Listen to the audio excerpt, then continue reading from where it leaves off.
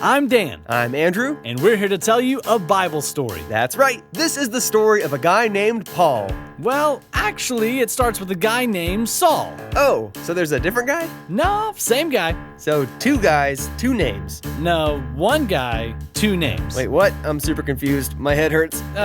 Here, let me show you what I mean. A long time ago, there lived a man named Saul. Hey, he looks nice. What's up, Saul? Want to hang out sometime? Catch a movie? Grill some burgers? I don't think you want to do that. Saul wasn't really a good guy. What, did he litter, double park all the time? No, you see, Saul didn't believe in Jesus, and he hated anyone that did. He traveled around searching for anyone that followed Jesus, and if he found anyone, he'd throw them in jail. Wowza, that's pretty rough. Looks like we're not hanging out anytime soon, Saul. No burgers for you, amigo. But one day, something amazing happened.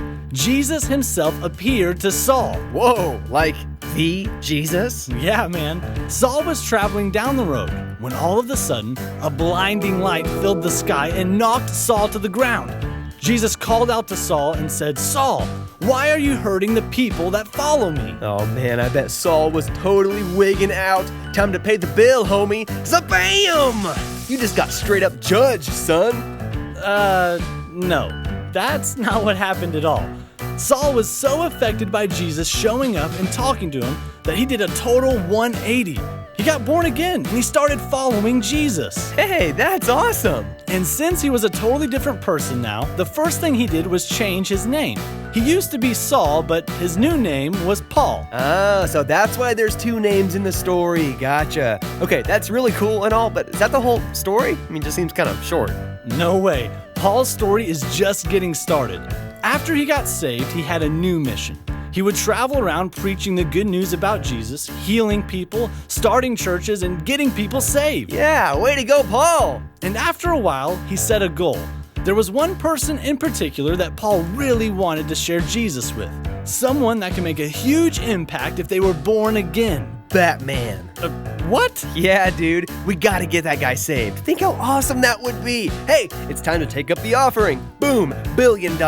Hey, I need a ride to church. Boom, Batmobile. Okay, no, it wasn't Batman. Paul's goal was to share the good news with Caesar, the leader of Rome and the most powerful man in the whole world. Whoa, that's cool. But as he traveled around, he kind of ran into some problems. You mean like he got stuck in traffic a bunch? Yeah, that construction will get you. It's brutal. Not really.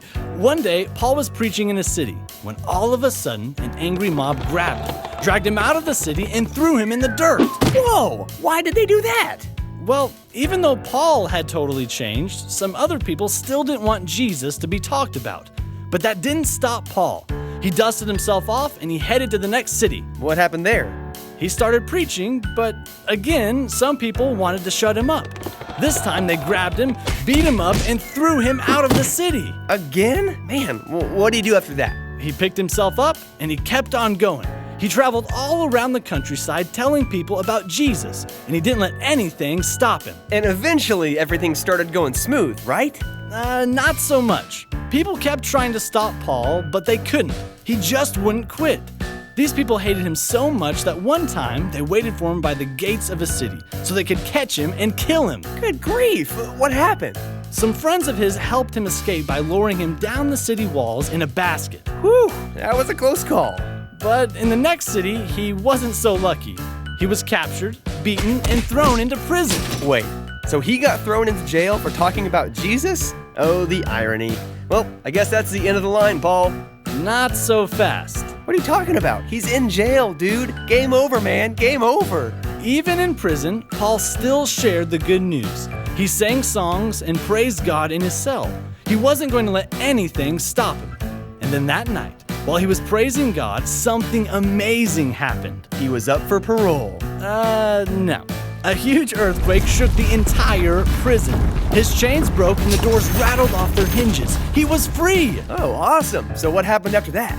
He picked up right where he left off, and he headed off to the next city. You gotta be kidding me. Okay, so obviously he's been through a lot, but surely things evened out after this. No more bad stuff, right? Wrong. He was sailing across the sea when one day a huge storm picked up. For days, the wind and waves pounded the boat until it crashed into a reef and started to sink. Paul jumped into the water and swam for the shore. Whew, another close call. Just glad he made it to shore, glad he's finally safe.